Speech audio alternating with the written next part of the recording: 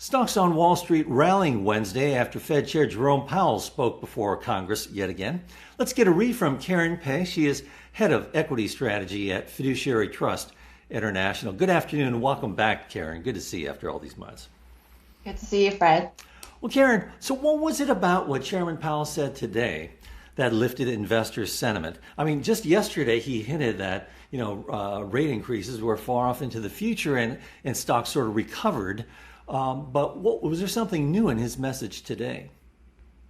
Well, I think it's actually a reiteration of the commitment to keep rates low and to ensure that the economy is on a strong footing before contemplating rate increases. So I think the message is actually just a reaffirmation for investors that monetary policy will remain very supportive of credit and financial markets. Well, having heard that now for 2 days in a row, then, does it mean that the cloud has been lifted from tech stocks? It's that fear, I guess, of rising yields, rising rates that have really pressured them over the last week or so, a few weeks. Yes. Recently some concerns about the potential pace of interest rate increases or just a rise in the 10-year yield. We've seen the 10-year yield rise to about 1.4%. And that has given some concern to market participants about whether inflationary pressures might lead the Fed to raise rates. And that typically would be a little bit of a concern for what is considered long duration assets like technology and high growth stocks.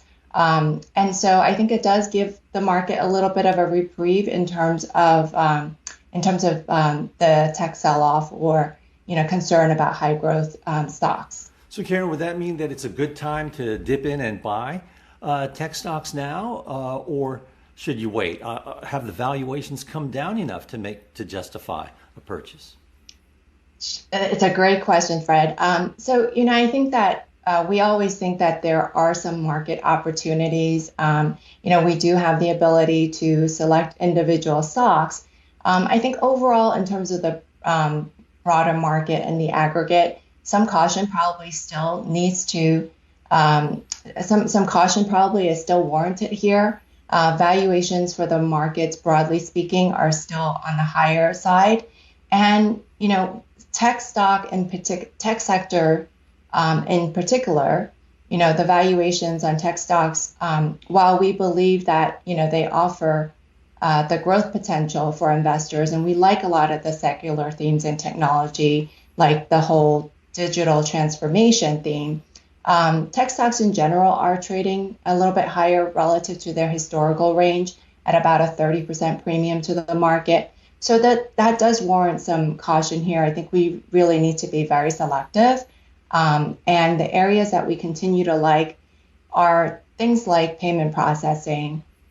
We do like companies that are, I think it's important to not buy entire sectors or entire industries, but really being selective and finding the high quality companies where valuations are reasonable. So hold off just yet. But what about financials? I mean, with the so-called great rotation, we've seen financials really take off. In fact, the S&P financial sector is hitting an all-time high today. And when you see stocks such as JP Morgan Chase or Goldman Sachs rise more than 50% in just 6 months, is it almost time to take profit on some of these financial names? Or do you just hold at this point?